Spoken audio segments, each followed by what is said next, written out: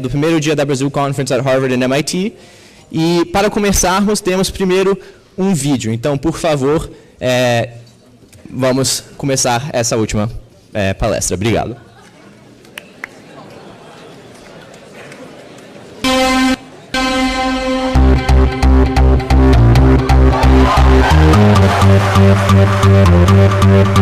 Prepara que agora é a hora do show das poderosas que descem e rebolam.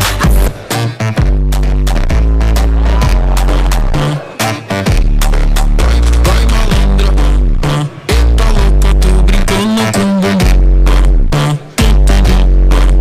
Vai malandra. Si quieres ver y quédate otro round. A ella le gusta cuando hago downtown. Me pide que me quede bien pisado. When it's all said and done, will I see you? Now that my love is on. Una mirada te delata, un perfume que te atrapa, todo está a mi favor. Serán mis ojos de gata, sé que hay algo que te ata y quieres hacérmelo delante de la gente. Me pones indecente.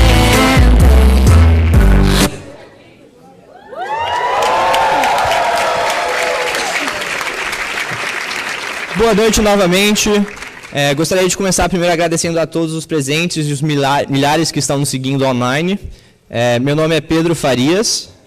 Eu sou Vitória Almeida e somos vice-presidentes da Brazil Conference at Harvard e MIT 2018.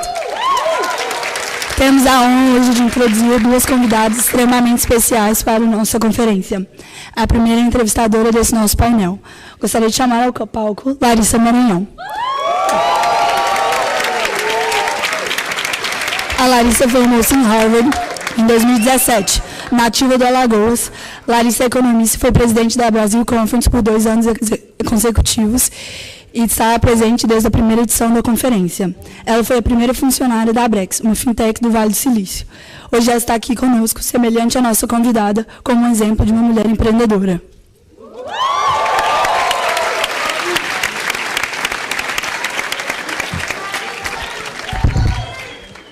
Nossa outra convidada, nativa de Honório Gurgel, tem 25 anos e não para de quebrar recordes. A Anitta é sua própria empresária e continua sempre expandindo seu sucesso internacional e também defendendo as mulheres. Hoje, ela falará sobre sua experiência como empreendedora brasileira e sobre o seu processo criativo. E já produziu diversos hits internacionais. É uma imensa honra tê-la na nossa conferência e poder introduzi-la hoje à noite. Preparem, que agora é hora da entrevista das poderosas senhoras e senhores, Anitta!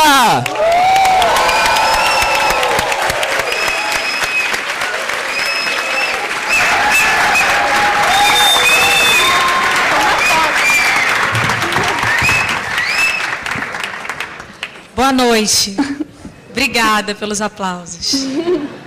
Anitta, muito obrigada mais uma vez por ter tirado um tempinho da sua agenda super corrida para estar aqui com a gente hoje. É uma honra enorme para Harvard e para MIT ter você aqui na Brazil Conference. Para mim também. Estou muito lisonjeada de estar aqui. Agradeço o convite e estou feliz também de saber que lá no Brasil isso está repercutindo muito bem. Tem muita gente acompanhando esse momento. E só uma observação, ano passado eu apresentei um painel final e eu estava um pouco nervosa, liguei para minha mãe depois, fiz, e aí, o que é que você achou da minha introdução ao Jorge Paulo Lemann e ao Warren Buffett? Ela falou, bom, mas você não deu nem boa noite ao pessoal. Então, antes de mais nada, boa noite a todos. Mas... Tá bom. Bem, Anitta, você fechou o ano passado superando a Lady Gaga e a Beyoncé como as mais influentes no Billboard, que é um índice de popularidade da música mundial. Todos os singles que você lançou no passado chegaram no primeiro lugar, das mais tocadas no Brasil. Vai Malandra, só o videoclipe no YouTube tem mais de 240 milhões de visualizações. E você é, por essas e outras, hoje, a mulher brasileira mais seguida do Instagram, com 28 milhões de seguidores. Parabéns, primeiro de tudo. E me conta um pouco da história da Anitta antes, até esse momento, e para você, quais foram os marcos principais para te trazer onde você está hoje. Então, eu nasci em Honório Gurgel, é no subúrbio do Rio, é quase na favela, mas 2 ruas antes da favela. Eu tive ensino público no Brasil, depois eu passei para uma escola de ensino público também, mas estadual, antes era prefeitura, e cursei administração, fiz um curso preparatório técnico de administração por 3 anos.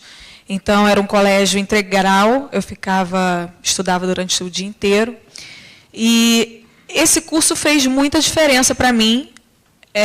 Eu sempre quis ser artista desde pequena, mas a gente era muito pobre na minha família. E chegou nesse momento de decidir o que eu ia cursar, e eu queria fazer artes e tudo que tivesse a ver com música. E o meu pai falou, não, você vai fazer arte, vai ficar dura. Você tem que fazer um curso que você consiga ter um emprego fácil. E me falou para fazer administração, porque seria a oportunidade onde eu teria mais rápido um leque maior, né, de empregos. E, desculpa, o seu pai era uma pessoa que você ouvia muito? Não, na verdade, nunca nem... Na verdade, não. Na verdade, eu ouvia mesmo era minha mãe. Mas o meu pai era um pouco chato. Então, ele falou muito sobre isso. Eu costumo dizer que quando a gente é pobre, quando a gente não tem muita condição, a gente sempre tem medo da gente não conseguir pagar a conta, né? Quando chegar a conta de luz, a conta, a comida, o mercado. Então, sempre veio muito isso na minha cabeça. A minha mãe era uma artesã. Ela fazia bolsas, ganhava 80 centavos por bolsa. E o meu pai vendia baterias de carro, então ele também tinha um problema na empresa dele, quebrado com a crise na época, né? E eu fiquei bem com medo. E fiz o curso de administração pensando nisso, né? Em ter um emprego, independente da minha vontade de ser artista. Então, eu fiz o curso e isso me ajudou muito, porque depois, quando eu decidi cuidar da minha própria carreira, eu tive que aprender as coisas sozinha, mas eu precisava ter um caminho de um raciocínio para onde eu seguir.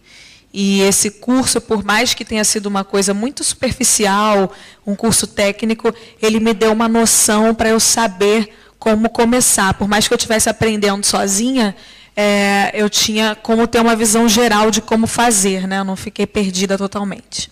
Sim, e você sempre gostou de música, como você mesmo falou, cantava na igreja, no coral com seu pai, e sempre foi um hobby, sempre foi parte da sua vida.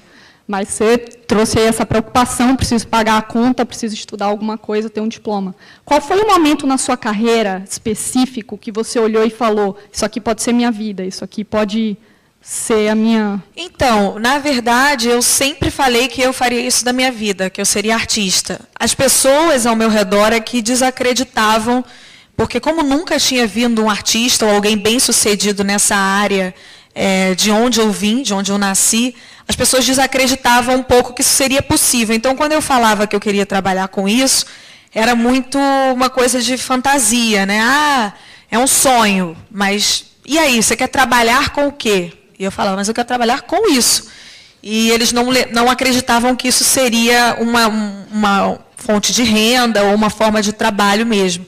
Viam muito como um lazer. O que aconteceu foi que, quando eu fiz esse curso de administração, para você ter o seu diploma, você tem que fazer um estágio. E quando eu saí, eu estava procurando um estágio. O meu pai estava falando para eu ir fazer faculdade direto, mas eu não dei bola para ele, porque aí já era demais para mim, já tinha feito bastante já. Faculdade disso eu não ia aguentar, porque eu fazia muito bem, eu era uma boa aluna, eu tirava as melhores notas, mas eu não gostava, não era o que eu amava. Porque quando eu me coloco para fazer algo, se eu não for fazer bem, eu prefiro nem fazer. Então, eu era uma boa aluna, mas eu não gostava. Mas eu também não queria perder aqueles anos de estudo e não ter o diploma. Daí eu fui fazer o estágio e me inscrevi na Vale do Rio Doce, e eram 5.000 candidatos para 5 vagas. E todo mundo na minha sala ficava me zoando, falando, 5 vagas, 5.000 candidatos, você vai... Tem condição de você conseguir isso? E eu falei, bom, 5 pessoas vão conseguir. Uma pode ser eu. E eu fui, a gente teve uma prova, depois teve um outro processo seletivo de dinâmica de grupo, depois um outro processo e, por fim, uma outra prova com entrevista. E eu passei em todos, no final ganhei uma vaga e fiquei fazendo estágio. Fiz durante todo o ano, eu fazia o estágio, saía do estágio e ia para o curso de inglês, que a minha mãe, no início, tinha me obrigado a fazer. A minha mãe eu escuto. Você gostava? Não. O curso de inglês eu detestava, eu falava que eu não ia usar para nada, não sabia por que eu estava fazendo. Mas eu comecei com 11 anos, então com 11 anos a gente não tem capacidade de saber nada, né? Mas a minha mãe, ela não tinha grana para pagar o curso, então ela ficava devendo o curso e o curso ligava para cobrar e ela falava, mês que vem eu vou pagar, mês que vem eu vou pagar. E foi falando isso, eu não sei como é que o curso aguentou, mas ela foi falando até eu ficar famosa e ter dinheiro para pagar. Tudo que ela foi falando. Aí vinham os livros mais caros que o curso. Ela falava, vou pagar o livro. Parcelava o livro em 50 vezes e ia pagando. E me obrigava aí, né? Eu brigava muito com ela. Hoje em dia, quando eu vou em todas as minhas reuniões, eu mando uma mensagem no final agradecendo, porque eu, na época, não fazia ideia do que eu estava fazendo e ela me obrigou. E eu falava, nossa, mãe, se não fosse você ter me obrigado, até eu aprender a conseguir fazer uma reunião em inglês, eu não ia ser tão cedo. E ela fica muito feliz. Depois, quando eu fiz antes de eu entrar nesse estágio, eu trabalhei numa loja de roupa sendo vendedora, porque eu não tinha dinheiro para comprar roupas de escritório, porque eu tinha passado para o estágio, mas eu não tinha roupas de escritório, né, de linho e tal. E eu fiquei muito preocupada, porque como é que eu vou me apresentar no escritório assim? E fui trabalhar 1 mês de vendedora para pegar esse dinheiro e comprar essas roupas. Mas também fui péssima vendedora, porque eu falava a verdade para os clientes. Quando eles estavam feios, eu falava. Então, eu vendia muito mal. Só deu para comprar as roupas mesmo para ir para o estágio. Daí eu fiz 1 ano de estágio. No final, já estava treinando os novos funcionários. Era de 6 meses, eles me colocaram por mais 6 meses. Eu fiquei 1 ano na Vale. E eu treinava, no último mês eu estava treinando os novos que chegavam. Até que eles iam me efetivar. Eu tinha 17 anos e eu ia fazer 18 no ano seguinte, então eles me efetivariam, eu faço em março. Eles já me efetivariam no início do ano. Só que antes de eu entrar na Vale, eu fiz um vídeo cantando e botei na internet. E era uma zoeira completa lá na Vale, porque o povo falava, gente, o que essa menina está fazendo cantando? Eu troquei, na época tinha Orkut, eu troquei meu nome, botei Anitta, porque meu nome é Larissa, como o seu. Botei Anitta e as pessoas não entendiam nada. Mas Larissa, nome bonito, você acha? Sim!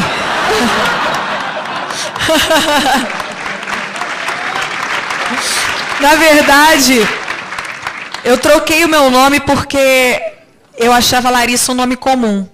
E eu entendia que...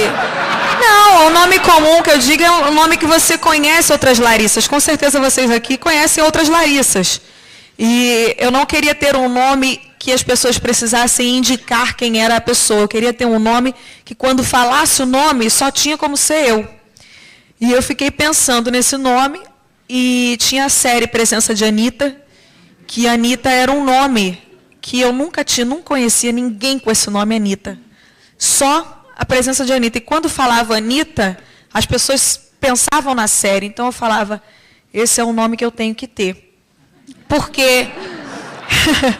Não, na verdade, porque a Anitta na série era uma menina jovem, ela era muito sensual, e, ao mesmo tempo, ela era muito inteligente, mas ela despertava um interesse nas pessoas, nos jovens, nos adultos, nas crianças. Todo mundo ficava interessado, de alguma maneira, por ela. E ela dizia que ela não precisava ser uma mulher só. Ela podia ser várias mulheres. Ela podia acordar hoje romântica, amanhã ela podia acordar brincalhona, depois de amanhã ela podia acordar estudiosa, poeta. Então, eu queria ter um nome que significasse isso, que cada dia eu pudesse estar de um jeito. Eu poderia acordar sensual, no outro dia romântica, no outro dia...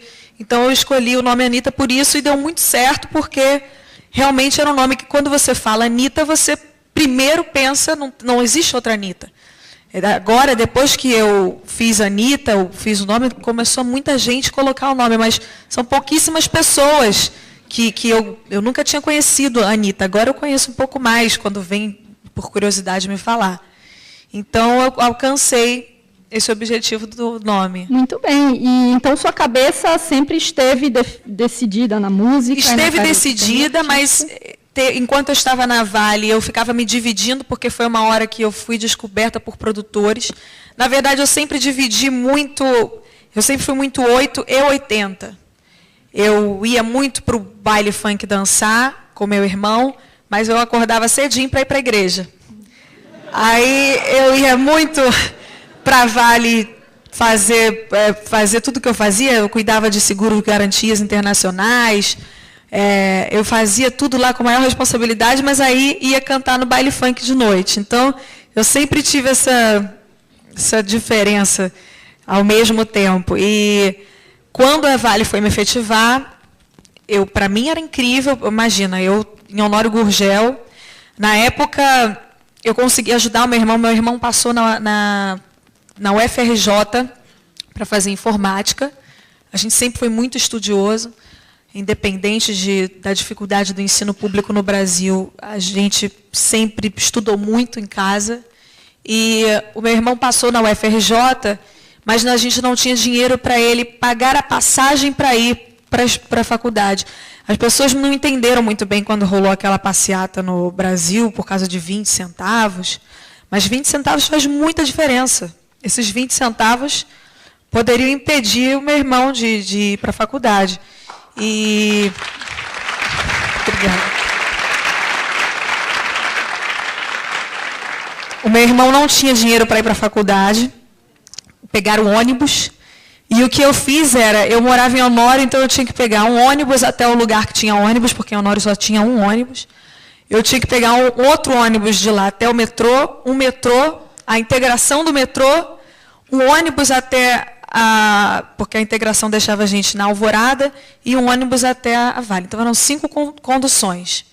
Então, eu acordava 40 minutos antes e ia andando o primeiro trajeto para eu poder dar esse Rio Card para o meu irmão. Então, eu pegava essa passagem que a Vale me daria, eu andava todo o bairro e a passagem eu dava para ele, que aí ele conseguia pegar um ônibus para ir para a faculdade. E fui fazendo isso durante todo o ano, até que eu cheguei no final, e quando eu ia ser efetivada, eu cheguei na reunião, assim, já para assinar, e eu estava me dividindo. Eu saía da Vale e ia fazer baile funk, bailes de R$150, R$300, bailes na favela, que era onde abriram as portas para mim. E eu sentei e o diretor falou para mim, olha, a gente quer muito te efetivar, você faz um trabalho incrível, mas a gente quer saber dessa sua coisa de cantar, porque eu sei que a gente não tem nada a ver com a sua vida pessoal, mas está tomando seu tempo, e a gente quer saber se você vai se dedicar para a gente. Eu falei, olha, sinceramente, não vou não. Olha, eu olhei, na época estavam vários outros estagiários lá que iam ser mandados embora na hora, estava todo mundo querendo a vaga. Aí eu olhei para os outros assim, eles querendo muito. E eu queria, mas eu queria por uma questão financeira. Eles iam me dar auxílio, eles pagavam a faculdade, eles pagavam farmácia, alimentação, supermercado, tudo isso. E para mim era muito bom. Eu tinha 18 anos, eu ia fazer 18 anos, eu ia chegar com um salário incrível, 18 anos. Eu falei, olha, eu prefiro tentar a minha carreira. Daí eu agradeci, saí. Liguei para minha mãe, Falei, olha, mãe, eu desisti, eu vim aqui para assinar, mas eu vi que eu não ia me dedicar, eu gosto de cantar. E minha mãe falou, tudo bem, você pode, qualquer coisa eu viro faxineira, você tem 18 anos, você ainda pode fazer muita coisa. O meu pai não, meu pai falou, você tá louca, você vai estar cantando estudou tanto para cantar no baile funk, ganhar R$150, rebolar para bandido. E ele ficou com ódio, ficou louco. Mas aí depois que eu comecei a ganhar o dinheiro, ele ficou ótimo. Hoje em dia, se vocês perguntarem, ele até briga comigo. Ele fala, ele jura de pé junto que ele falou porque era para eu fazer isso desde o primeiro dia. Ele jura. Falando no funk, que é um ritmo que você sempre fez, e talvez por ter sido o abre-portas, como você falou, para o começo da sua carreira, você sempre fez questão de carregar com você, de colocar para cima. Só que também é um ritmo que ainda sofre uma rejeição forte de uma grande parcela da população. Ano passado, por exemplo, foi criada uma petição, que você foi super contra, pedindo a criminalização do funk como crime de saúde pública.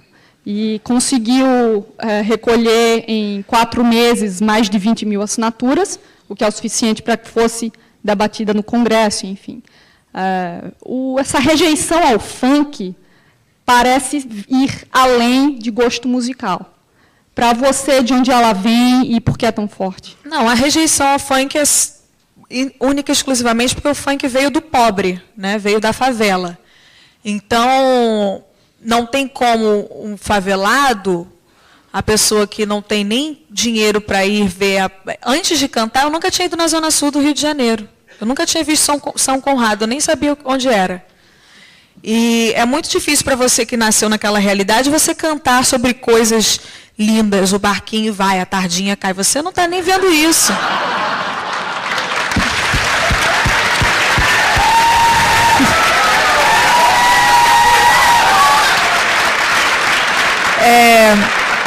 O funkeiro, nada mais, ele canta a realidade dele.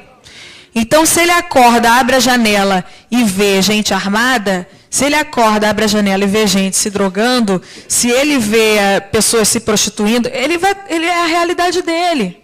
Acaba que para a pessoa aquilo é super normal. Olha, teve uma coisa, quando eu fui fazer 18 anos, que me perguntaram lá na área onde eu morava, na minha escola, assim, na minha área. E aí, vai fazer 18 anos, você não vai sujar seu nome, não? Eu falei, como assim sujar meu nome? Não, você vai, tira um cartão, compra tudo para sua casa que você não tiver, aí daqui 5 anos te prescreve. Aí eu fiquei, gente, como assim sujar meu nome? Porque tem coisas que você não sabe que são da cultura de quem não tem as coisas. E não tem como a pessoa que não teve nem acesso a aprender outras coisas, você cantar sobre coisas diferentes, entende? Você vai acabar cantando sobre aquela sua realidade. Para você mudar o contexto da letra que está no funk, você tem que mudar o contexto da realidade de quem está nascendo ali naquela área que faz o funk.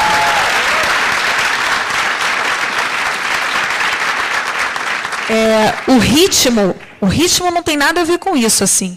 A batida do funk é muito elogiada quando eu venho para fora do Brasil. É a coisa que mais elogio, inclusive, é uma coisa incrível, sensacional, que só o brasileiro consegue fazer. Realmente, o que é ruim é a letra, mas hoje em dia tem mudado bastante. No meu início foi muito difícil para eu conseguir tocar numa rádio. Quando eu chegava nas rádios e falava a palavra funk, eu era automaticamente cortada. Eu tive que, por algum tempo, fazer aquela política de chamar de pop só para chamar. Na verdade, era funk, mas eu tive que chamar de outra coisa só para aceitarem que tocasse, até que o meu trabalho foi crescendo e eu pude inserir a minha raiz ali para o grande público. E hoje em dia, mas assim, as portas eram muito fechadas. Eu era blacklist de vários eventos, eu era barrada em várias situações, eu era rejeitada em revistas, em jornais, em muitas coisas, porque eu fazia funk. Então, ninguém queria atrelar a minha imagem ou tirar uma foto comigo, porque estava atrelando a imagem a uma coisa pobre, a uma coisa ruim, de baixo nível, segundo eles, né? Sim, então, pelo que você acabou de falar, você acredita muito no funk não só como ritmo em si, mas como tendo um papel importante e único no Brasil. Que papel é esse? Em outras palavras, se o funk não existisse, o que é que o Brasil estaria perdendo? Eu acho que o Brasil, sem o funk, eu acho que as pessoas não têm noção. Acho que as pessoas que tentam criminalizar o funk, elas nunca estiveram numa situação dali do baixo nível, nunca assistiram pessoalmente o que é você estar num subúrbio, numa periferia, numa favela. Na favela, você fica sem oportunidades, assim, sabe? Você, quando chega na escola pública, principalmente agora com a aprovação automática, você sai, você não tem previsão de destino, de futuro. Não estou dizendo que o funk é a salvação da pátria. Eu estou dizendo que, hoje, para a situação atual do nosso país, o funk ajuda bastante a diminuir um pouco o nosso problema. Eu conheço inúmeros funkeiros, inclusive alguns que eu já ajudei, que antes eram traficantes, que antes roubavam, outras que se prostituíam. E um funkeiro, ele não é só um funkeiro. Tem o funkeiro, tem o seu DJ, tem as suas dançarinas, tem o seu motorista, tem o seu produtor. Então, um funkeiro, ele emprega, eu sei que irregularmente, tá? Porque ainda no baile da favela e etc., ele não tem aquela regulamentação que tem um show com nota fiscal, com todos os direitos que devem ser pagos. Mas não tem como você fugir. Eu prefiro um funkeiro fazendo música, trabalhando, tendo um motorista, um DJ, um produtor, uma bailarina, do que uma pessoa roubando, traficando, tirando o que é do outro. Então, acho que as pessoas não param muito para olhar essa parte. É claro que a salvação não é você sair fazendo coisas ilícitas, mas se você está num problema desse tamanho no Brasil, que eu acho que é uma grande bola de neve, você precisa ter algumas escapatórias para você conseguir, pelo menos, salvar algumas pessoas. E, além disso tudo, tem os trabalhadores informais que estão no baile funk, que estão ali fazendo a vida deles em prol daquilo, que deixam de estar no crime para estar ali fazendo funk, fazendo música. Muitos deles conseguem ultrapassar essa barreira da informalidade e fazer shows grandes e ultrapassar essa barreira e conseguir fazer coisas maiores e legais. E você é uma pessoa que saiu justamente desse contexto de periferia, no Rio de Janeiro, e hoje, aos 25 anos, está literalmente conquistando o mundo. Só que histórias como a sua, como você mesmo colocou, são, infelizmente, hoje, a exceção da exceção. Então, assim, já que você teve essa experiência, e aproveitando que a gente está numa sala hoje com uma alta concentração de membros do nosso núcleo político, educacional, acadêmico e financeiro, que 2 ou 3 medidas você recomendaria, 2 ou 3 medidas específicas teriam feito mais ainda a diferença para você e podem ajudar esses jovens a conquistarem mais? Eu acho que nem precisam muitas, assim. Eu acho que, na verdade, a educação é o ponto. Porque, a partir do momento que você educa, você consegue colocar na cabeça do cidadão o que está nas mãos dele, né? Eu tive uma mãe que, assim, por mais que ela não teve estudo, ela veio da Paraíba, com a minha mãe, com a minha avó e vários irmãos, ela sempre me ensinou muito o valor de você estudar, por mais que ela não tivesse estudo. E isso mudou muito a minha vida e a minha visão das coisas. Só que eu acho que isso dá trabalho, né? Você explicar para a pessoa como ela faz acontecer, dá muito mais trabalho do que você só entregar na mão dela, né? Você ensinar a pescar dá muito mais trabalho do que você entregar o peixe. Então, eu acho que é uma questão de paciência e você investir em educação e esperar essa bola de neve ir diminuindo, né? Essa crise ir abaixando ao longo do tempo. Eu acho que o Brasil chegou já numa fase que não não tem milagre que faça. Eu acho que é você esperar, ter paciência, educar e pensar nesse futuro de um Brasil educado, de um Brasil com uma boa educação, um bom estudo e educação igual para todo mundo. Eu acho que se todas as pessoas que eu estive na minha vida, né, hoje algumas nem vivas estão, tivessem uma oportunidade de entender o valor do estudo e como elas teriam sim a possibilidade. Porque eu tive muitos amigos que roubavam, por exemplo. Eles falavam, mas o Playboy tem, por que eu não vou ter? E eu falava, infelizmente a gente teve menos oportunidade, a gente nasceu menos privilegiado, mas isso não significa que a gente tem que sair pegando o que é do outro, a gente tem que lutar para conseguir. Infelizmente, vamos ter que lutar mais? Vamos, mas a gente não pode justificar um erro com o outro. Então, isso foi uma educação muito forte que eu tive da minha mãe, e isso faz toda a diferença para mim, mas isso leva tempo. Não é investindo na educação hoje que você vai ver o resultado daqui 4 anos. Então, a gente não pode ter um político que só está pensando em ser reeleito. Ele tem que estar pensando em fazer a parte dele, e que venha o outro e faça a parte dele. Independente de se for você, se não for você, você tem que estar pensando em ajudar, e não em fazer a sua vida pessoal. Então, talvez acabar com reeleição fosse uma... Não, eu não vejo questões políticas assim. Eu vejo que tem que vir gente nova e gente refrescada e gente com vontade de mudar e que ainda tenha esperança, porque eu acho que o ruim é a falta de esperança, sabe? Quando você não tem esperança de que é possível, você se desestimula a fazer. Então, você olha as coisas e fala, todo mundo faz, por que eu não vou fazer? Eu acho que esse é o pensamento chave da questão. Entendi, muito bom. E mudando agora um pouquinho do contexto social, de volta para o seu trabalho, para a sua carreira, você hoje é muito admirada, além do seu papel como cantora, compositora e artista. Uma das coisas que as pessoas mais falam hoje, admiram, é que você traçou o seu plano desde o começo, foi executando, é a sua própria empresária, e hoje ainda arruma tempo e energia, não sei de onde, para lançar e gerenciar a carreira de outros artistas também, como a Clau. Eu queria saber como que você se preparou para cumprir tão bem esse papel de empresária, o que é que você teve que aprender a mais ou diferente de se você tivesse focado exclusivamente na música? Então, eu não tive um preparo. Eu fui aprendendo no tranco e à medida que as coisas foram acontecendo. Eu antes eu tinha equipe comigo, né? Eu era só artista na época e eu não concordava muito com o estilo de negócio, né?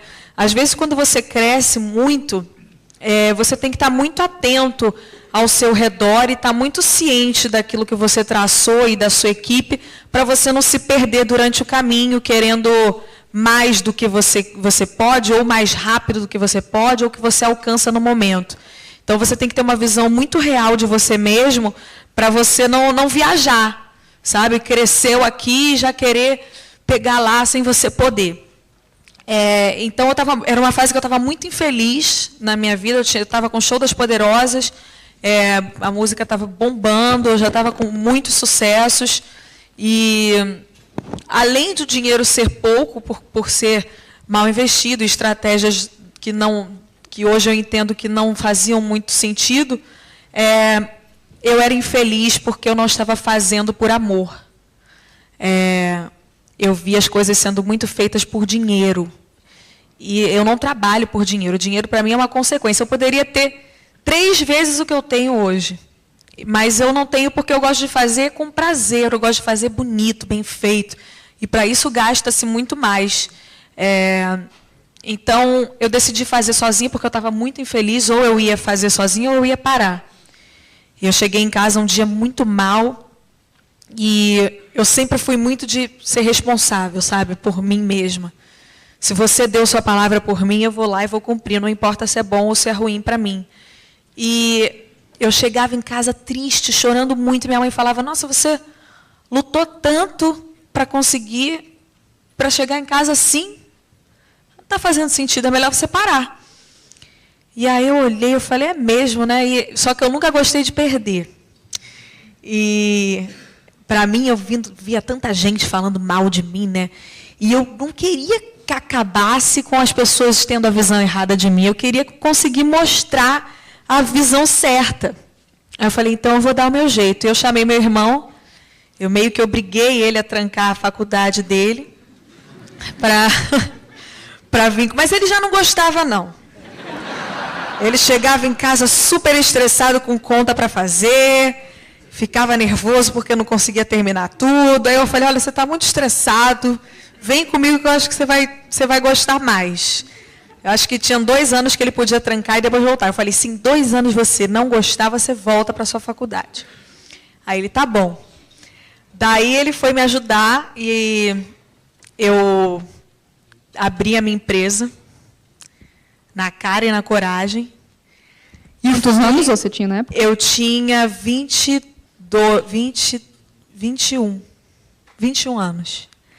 E eu fui na cara e na coragem, abri minha empresa, comecei a estudar, a pesquisar, enquanto eu cantava, né? Eu ia estudando e entrava no palco, e saía, e fazia música. E perguntava muito, né, para as pessoas. Eu procurei muitos empresários antes de eu ter essa decisão de cuidar. E estava se bancando com o seu próprio trabalho? Estava me bancando sozinha. Desde sempre eu já me bancava sozinha, porque eu guardava muito. Então, primeiro, quando eu fazia esses shows de R$150, o meu pai tinha um carro. Meu pai sempre gostou de fazer besteira. Ele comprava as coisas que ele não tinha dinheiro para pagar. Então, ele comprou um carro, ele vai depois ficar com raiva de mim. Mas você faz isso, pai. Ele comprou um carro que ele não conseguiu pagar até o fim. Então, o carro estava para ir para o leilão e ele deixou lá em casa, escondido. Sei lá o que ele armou do carro, estava lá. E eu falei, vamos usando esse carro para fazer os shows, né? E aí eu usava o carro e ia guardando o dinheiro, guardando. De 150 a 150.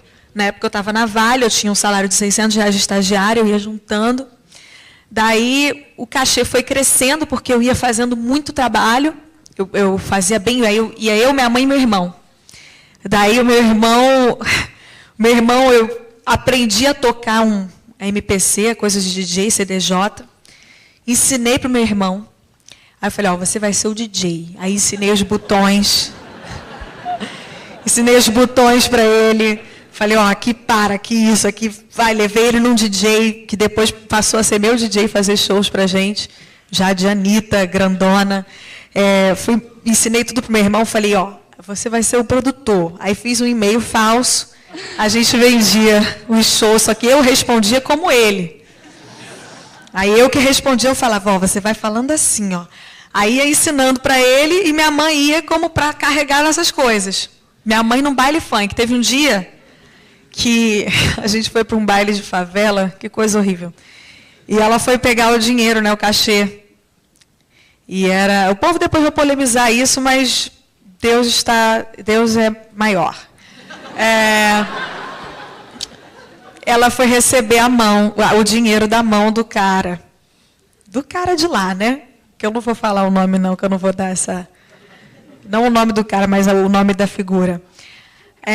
Daí ela pegou o dinheiro, foi contar, e falou, tia, tá certo, o dinheiro é eu. Não precisa contar, não. Minha mãe, desesperada, com a arma apontada, pegou, botou, tá bom, não precisa contar. E a gente passava por várias situações assim. E na época, pra gente, era um baque, né? E eu fui juntando dinheiro, até que eu fiz o meu primeiro dinheiro, o carro do meu pai foi para o leilão. Aí a gente já não tinha o carro e o motorista custava R$150. Aí eu consegui aumentar o meu cachê, fui juntando e comprei um carro para a gente conseguir fazer os shows. Um carro usado, baratinho, mais barato que tinha lá. E aí eu fui fazendo assim, com esses investimentos. Daí o meu irmão, eu falei, confia em mim. Vamos comigo. Daí eu fui estudando, enquanto eu estava abrindo a minha empresa, eu fui aprendendo tributação, contabilidade. Eu já tinha tido aulas superficiais sobre tudo isso, mas a fundo era muito mais complicado. Eu era muito boa na parte do direito, dos contratos e tal, porque eu adorava essa parte, eu mandava muito bem, mas na parte das contas eu era horrível, detestava. Mas aí eu contratava muita gente se aproveitava, né? Porque aí via meu nome, aí cobrava 30 vezes mais. Hoje em dia, graças a Deus, eu já sei o que custa cada coisa, mas na época muita gente se aproveitou, mas eu falava para o meu irmão, é melhor a gente pagar mais e não fazer besteira, do que a gente sair declarando as coisas tudo errada por aí, e depois ficar com o nome queimado. Aí a gente foi fazendo e aprendendo enquanto fazia. Meu irmão fez alguns cursos, eu tinha uma fã que trabalhava para mim, que ela era minha fã, eu chamei ela para trabalhar comigo, aí eu botei ela para fazer uns cursos com o meu nome, eu usei meu nome, botei ela para fazer uns cursos no Facebook, no Twitter, cursos que não existem, né, que eu pedi para eles criarem, para ensinarem ela a reger toda aquela coisa da mídia social para mim, para eu não ter mais um custo. Porque muita gente, quando pensa em faturar, em ganhar mais, pensa em fazer mais dinheiro, né, em aumentar a receita. Não pensa em diminuir os custos. Então, eu estava pensando em otimizar os meus custos o máximo possível. Então, fui botando a minha galera para aprender tudo que dava e não peguei profissionais do ramo. Eu peguei profissionais que não tinham nada a ver com isso, pessoas que eu pude doutrinar para trabalhar da minha maneira. Então, a minha melhor funcionária, que eu digo hoje, ela fez faculdade de Relações Internacionais, mas ela trabalhava num banco, mas ela estava desempregada há anos, sei lá, 1, 2 anos. Aí ela era minha amiga, eu falei, olha, eu estou precisando de uma pessoa para trabalhar comigo. Ela, mas eu não entendo nada dessas coisas de música, de estrada, de show. Eu falei, eu vou te ensinar. E botei ela do meu lado e ensinei para ela desde da roupa, da comida, até os contratos. E hoje ela pode resolver tudo que você quiser. Eu, inclusive, não vou nem falar o nome que eu tenho medo de perder. É a melhor funcionária que eu tenho. A gente brigava muito também, porque eu tinha um jeito meio soldado para ensinar, sabe? Eu instigava a pessoa a raciocinar sozinha. Então, às vezes, eu levava ela para o limite. Eu falava assim, você quer aprender e ficar boa? Ou você quer só ter um trabalho? Ela, eu quero aprender e ficar boa. Eu falei, quer andar com as próprias pernas? Ela falou, quero. Eu falei, então, você vai sofrer um pouquinho. Aí eu treinava ela, assim, levava ela ao limite, ao auge quando ela voltava para casa chorando. Aí eu olhava para ela e falava, calma, um dia você vai me agradecer, você vai entender. E hoje em dia, ela faz tudo com os pés nas costas, assim. Você vê o povo se matando para fazer um negócio que ela piscou, ela faz. Porque ela já passou por tudo. Ela fazia o show enquanto ela falava com o contratante, enquanto estava me botando para atender fã, enquanto estava me ajudando, me salvando dos fãs, que eram uns 500 fãs em cima, querendo puxar meu cabelo. Então, ela fazia de tudo um pouco, ela sabe todas as áreas. E aí, eu vi como deu certo com ela e passei a fazer isso com todos os meus funcionários. Peguei funcionários sem experiência, ou com experiência, mas que não estavam mais no mercado, ou até pessoas queimadas no mercado, e falei, você quer voltar para o mercado? Te dou uma chance, eu sei que todo mundo está falando mal, eu te dou uma chance, você trabalha direito, honesto comigo, e você volta para o mercado. Fiz com algumas pessoas isso, ele sabe, me agradece, por isso que eu estou falando, não tem problema nenhum, ele sempre me agradece muito, porque na época ele estava queimado, fez mais escolhas, e eu dei uma oportunidade, falei, não é porque você fez mais escolhas que você não pode passar a fazer boas. E daí fui gerindo isso. Na minha empresa, no meu escritório hoje, eu tenho essa pessoa, que eu não falo o nome, que ela é muito boa. Eu tenho o meu vendedor de shows. Eu tenho uma pessoa para logística. 2 pessoas no meu financeiro. Um CEO que eu acabei de contratar, porque antes eu tinha só o meu irmão, mas depois que começou a coisa do internacional e muita coisa dá certo muito rápido, ficou difícil da gente gerir tudo sozinho, só eu e meu irmão. E a gente precisava de uma pessoa a mais com muita experiência para cuidar das coisas. Então, Eu tenho um amigo que tinha várias empresas, é um amigo da nossa família de 10 anos de amizade, e eu falei, olha, você topa sair, vender as suas empresas para trabalhar comigo, ser o meu CEO? E ele topou, começou tem 2 ou 3 meses e está indo muito bem, ajudou pra caramba, tem ajudado muito a gente a desafogar. E aí virou uma forma muito boa de gestão. E eu acabo não indo no escritório muito, eu fico gerindo tudo pelo celular. Eu tenho um grupo com cada coisa, um grupo para falar da composição, um grupo do balé, um grupo da banda, um grupo do financeiro, um grupo dos CEOs, um grupo de publicidade, um grupo de assessoria de imprensa, um grupo de todos, para se falarem, porque eu tenho preguiça de ficar mandando um por um. Daí, são vários grupos e eu vou gerindo de um por um, assim. Foi uma coisa que eu tive que aprender comigo mesma a fazer, porque era uma coisa que eu nunca tinha feito, assim, né? O artista vai fazer e vai ao mesmo tempo. Eu tinha procurado empresários, mas ou eles entendiam muito do show e pouco da imagem, ou muito da imagem e pouco da música, ou muito da música e pouco do... Eu tinha público classe A, classe C, todas as classes, tinha gays, crianças. Então, estava difícil eu encontrar um empresário que conseguisse pensar em todos esses públicos. Ou ele pensava só no adulto, ou só na criança, ou só no adolescente. Então, eu falei para o meu irmão, vai ter que ser a gente. E daí eu fui montando a minha galera e moldando eles para o meu negócio. E durante essa fase, ou um pouco antes dessa fase, existe algum evento que você, olhando para trás hoje, pensa, acho que aquele foi o momento, ou aquele foi o evento que as pessoas à minha volta falaram, uau, agora vai? Olha, foi uma grande crescente, por mais que para todo mundo tenha sido, meu Deus, apareceu, para mim foi da favela, aí foi indo para a cidade, aí foi indo para os outros estados, aí foi indo para o Brasil, aí foi indo para os outros países. Para gente que está de dentro, foi muito aos pouquinhos. Eu tive muito de mim, assim, quando eu fui gerir sozinha, realmente fez muita diferença. E para mim também fez muita diferença a gestão de pessoas. Antes eu não tinha muita noção, eu era muito nova, né? Por mais que não parecesse eu tinha muita responsabilidade, eu tinha 22, eu sou ainda, tenho 25, né? Mas eu tinha 22, então para mim... lidar, era quase que uma adolescente ainda, né? Que eu não tinha vivido muito a fase da adolescência bem. Então eu tive que aprender a lidar e eu olhava para aquelas pessoas mais velhas, eu tenho funcionário de 40 anos, de 35, de 36, não, mais velhas que eu tenho 25, gente. Poxa, então você imagina, é porque eu me via com 22 anos dando ordens para pessoas de 40, de 39. Então, as pessoas olhavam para mim assim, e eu ficava, meu Deus, eu tenho 22 anos, eu vou dar um esporro numa pessoa de 40. E eu ficava pensando como é que eu ia fazer, mas as pessoas também faziam muitas cagadas, eu ficava apavorada. Aí eu falava, meu Deus, o que eu vou fazer? E eu não tinha muito tato para falar. Aí apareceu uma pessoa na minha vida.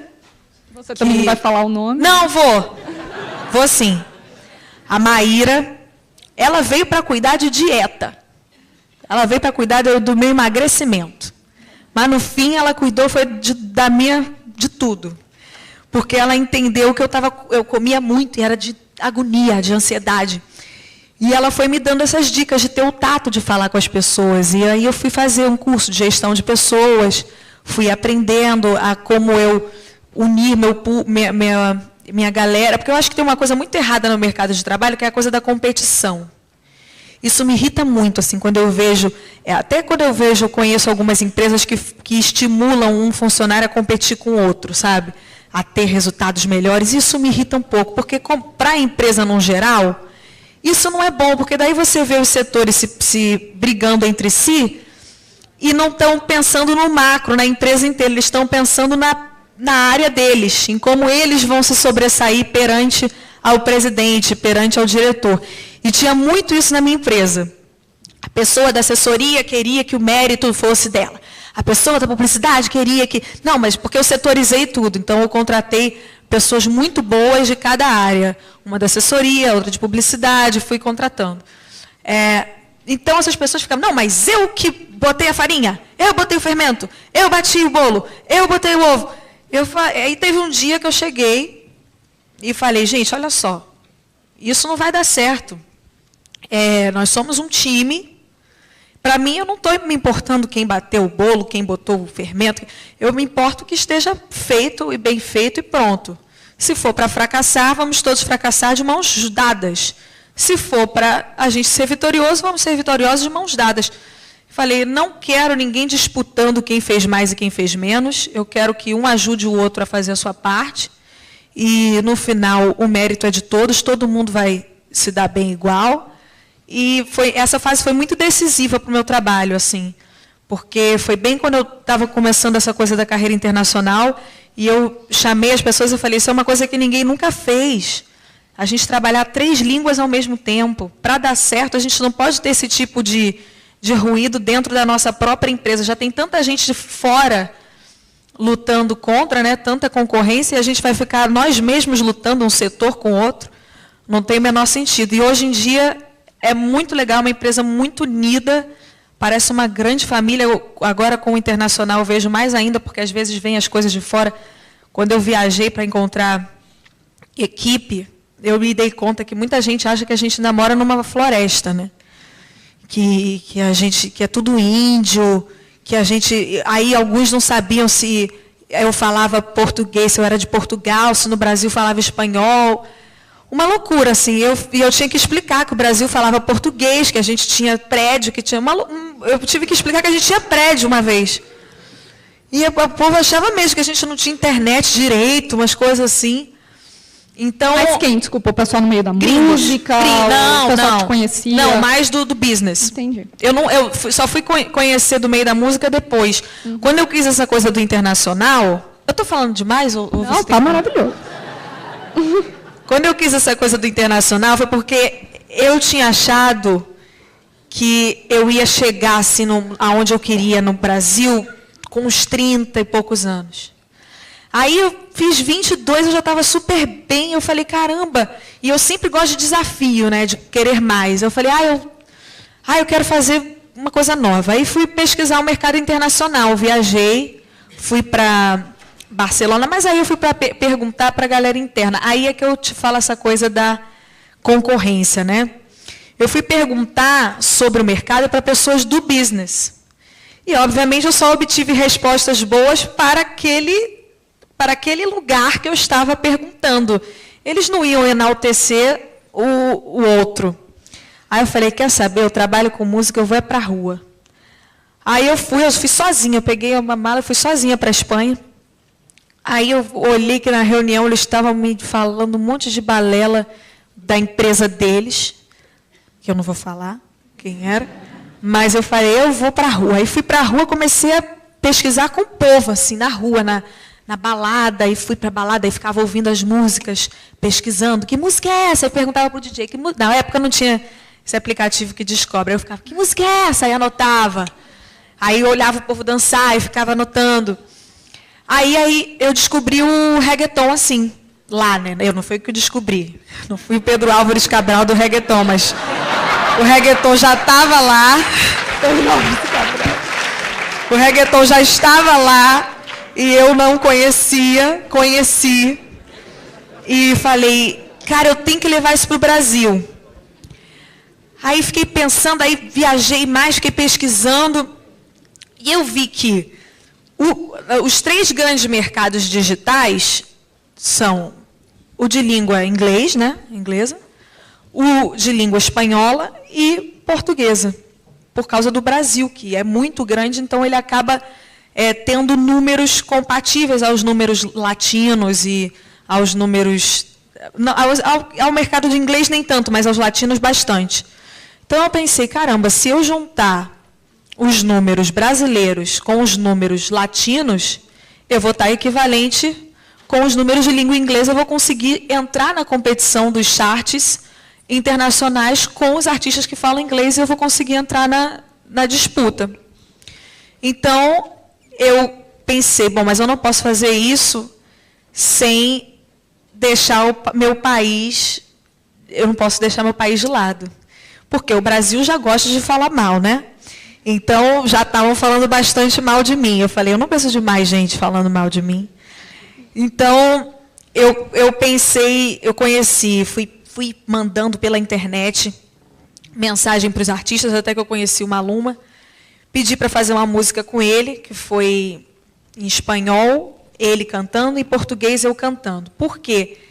O Caetano e o Gil tinham me chamado para cantar nas Olimpíadas. E eu tinha feito nessa viagem, eu descobri a música do J Balvin, que estava estourada, mas no Brasil não estava. E eu fui conversar com ele, e ele me falou para a gente fazer um remix para o Brasil. Eu falei, olha, eu faço, mas só se você botar no seu canal do YouTube. Então, ele colocou no canal dele. Então, eu pensei, bom, ele tem, sei lá, 10 milhões de pessoas. Se 10% me vê, eu já estou bem, né? Já foi uma aparição. Aí eu pensei, eu preciso de 3 aparições que é para a galera mentalizar quem sou eu.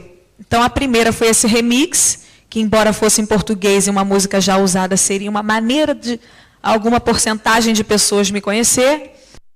Aí eu falei, vamos lá, segundo. Aí o Caetano e o Gil me chamaram para cantar na abertura da Copa, das Olimpíadas. Eu falei, pronto, essa é a oportunidade. Eu estou nas Olimpíadas, vou cantar na abertura, que é um evento mundial, vai estar cheio de gringo no Brasil, eu tenho que lançar uma música que o Brasil e o gringo se interessem. Então, eu programei o lançamento dessa música, metade espanhol, metade inglês, para um mês antes das Olimpíadas, que aí, quando chegasse na data das Olimpíadas, essa música ia estar tocando muito no rádio, as pessoas que tivessem vindo de fora iam reconhecer a voz do Maluma, iam perguntar qual era a música, e automaticamente iam chegar ao meu nome. Me veriam na abertura das Olimpíadas, lembrariam do remix, então era o mesmo mercado que eu estava tirando assim, uma atrás da outra, em pequenas aparições. Então, eu fiz esse remix, aí, logo em seguida, a música com ele, que lá para fora não bombou na época, agora é super famosa, mas na época não bombou, porque era em português, mas aconteceu exatamente o que eu tinha pensado. Eu cantei nas Olimpíadas, saiu um monte de notícia, e quando as pessoas foram pesquisar, ou estavam ouvindo o rádio no Brasil, porque estavam viajando, ouviam a voz dele, reconheciam, e chegavam ao meu trabalho. Aí eu fui começar a viajar para entender o internacional. Eu viajava sozinha para ter reunião com diferentes managers de todos os maiores artistas que vocês puderem imaginar do mundo. Até então eu tinha assinado com a William Morris, que é a minha agência. Assinei porque conheci ele no Brasil, Rob Marcos, meu agente, e ele me ajudou a me apresentar para essas pessoas. E eu ia para Los Angeles, eu fazia meu final de semana de shows. Na segunda-feira eu pegava um voo, ia para Los Angeles, ficava terça, quarta, quinta eu pegava o voo de volta, fazia show sexta, sábado, domingo, segunda eu pegava o voo e ficava 3 dias em Los Angeles e o resto no Brasil. E esses 3 dias eu fazia reuniões durante o dia e à noite eu ia para a balada para ouvir as músicas, conhecer artistas, porque eles vão muito. Então, nessas baladas eu conheci vários artistas que eu cantei, futuramente que eu vou cantar, vários rappers, pessoas que eu super fui fã, e fui conhecendo assim na balada. E aí eu chegava da balada, tomava um banho e ia para a reunião para falar com os managers. Aí eu contava a minha história e tal, e até então eu não tinha conseguido quase... Eles ficavam impressionados e tal, mas eles não entendiam o Brasil. Muitos deles queriam que eu largasse o Brasil para ir fazer a carreira fora. E eu queria explicar que eu queria fazer os 3 ao mesmo tempo. Então, os 3, espanhol, inglês e português. Então, eu consegui um manager. A gente não assinou um contrato, a gente fez um período de experiência. Mas eu estava, na verdade, em dúvida entre 2 grandes managers. E eles eram muito bons, só que muito parecidos onde chegaram, mas estilos diferentes de trabalho. Então, eu fiz um questionário para os 2 com as mesmas perguntas, para ver como que cada um responderia. E aí fiz um call com um que tentou me enrolar. E aí eu me fingi bem de boba, assim, sabe? Que é para ele não ter muito trabalho para me enganar, para eu pegar logo, se fosse enrolão. Aí queria pegar muita porcentagem de Brasil e tal. E eu falei, não, olha, eu já faço isso aqui sozinha. Eu topo a porcentagem fora do Brasil. Dentro do Brasil, a partir do momento que eu exceder esse valor, você participa comigo. E ele achou que o meu valor que eu mandei era anual, mas era mensal. Aí eu falei, não, esse valor é mensal. Aí ele, mensal? Mas eu tinha escrito o e-mail. Aí eu já não gostei porque ele não prestou atenção no e-mail, né? Que eu escrevi mensal e ele achou que era anual. Falei, o valor é grande, mas é mensal. E aí eu já não gostei. Aí fui com outro.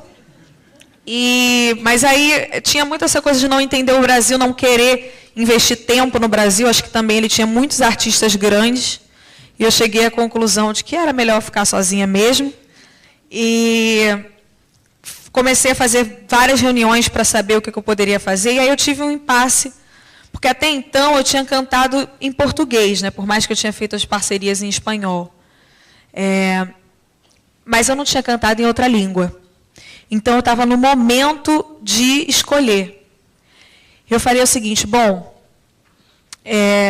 na época eu consegui colocar o Maluma, eu briguei com as rádios para conseguir colocar a voz dele em espanhol, porque eles queriam tirar a voz dele porque disseram que espanhol não pegava no Brasil mais.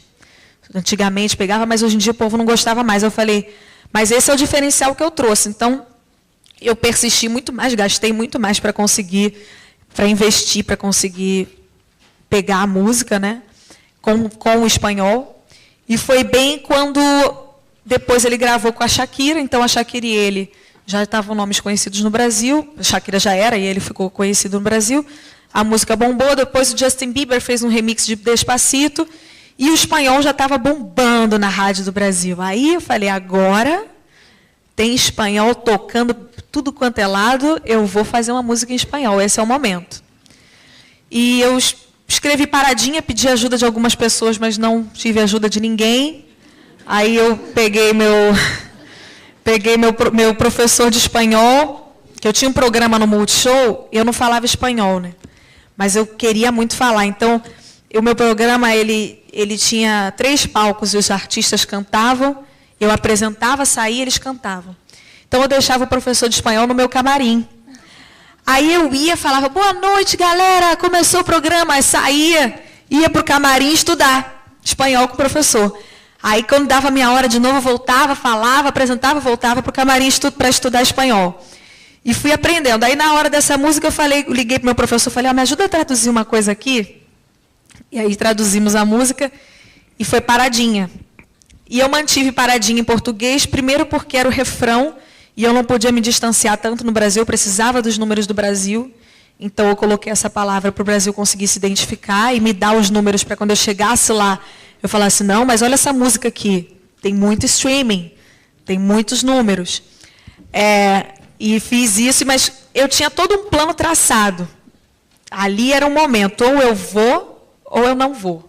E a gente vai falar um pouquinho mais de tendência, mas você falou marketing, branding daqui a pouquinho, mas você falou uma coisa no comecinho da sua resposta, que eu não queria perder o gancho, que foi estética. Tá?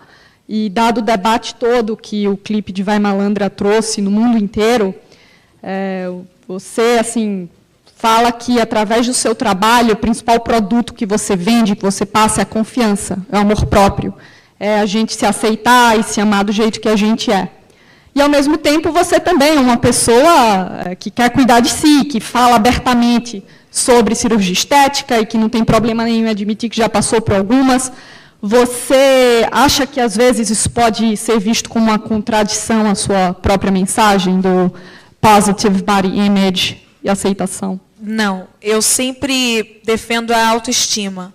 Quando eu comecei a fazer música, eu queria mais do que só fazer música para divertir, para a galera dançar. Eu queria criar um approach, eu queria criar uma coisa que fizesse as pessoas pensarem além de dançar e se divertir.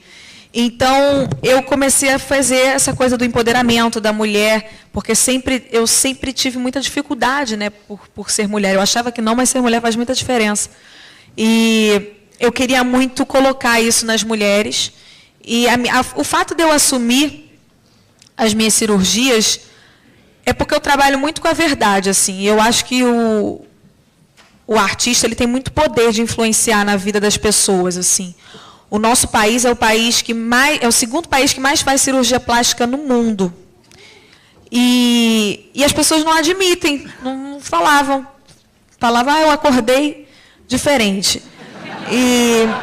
E eu me indignava com isso, porque eu tenho tanta fã. E assim, o Brasil também é um dos países que mais faz publicidade com artistas no mundo, com celebridades. Isso significa que o nosso povo presta muita atenção na vida das celebridades. E eu era pobre, de bairro pobre, e te garanto, posso falar com propriedade que a gente leva a vida do artista como padrão para a gente seguir. Sempre foi assim. E eu acho que, a partir do momento que a gente finge que é possível ter uma vida perfeita, sem erros, sem consertos, você ilude o público. Você faz o público pensar que é possível essa perfeição e você acostuma mal a sociedade num nível que, na hora, por exemplo, de um público votar, ele vai procurar aquela pessoa mais perfeita possível, né? A mais imune dos erros, a mais impecável, mas essa pessoa não existe. Então, ele vai acabar votando na pessoa que melhor sabe fingir. Então, ele já vai votar errado. A gente está chegando no finalzinho e eles pediram para eu pegar uma pergunta da plateia. Sim. E a pergunta é o seguinte, da plateia, tá? Oi, Anitta, pode dar uma palhinha para a gente?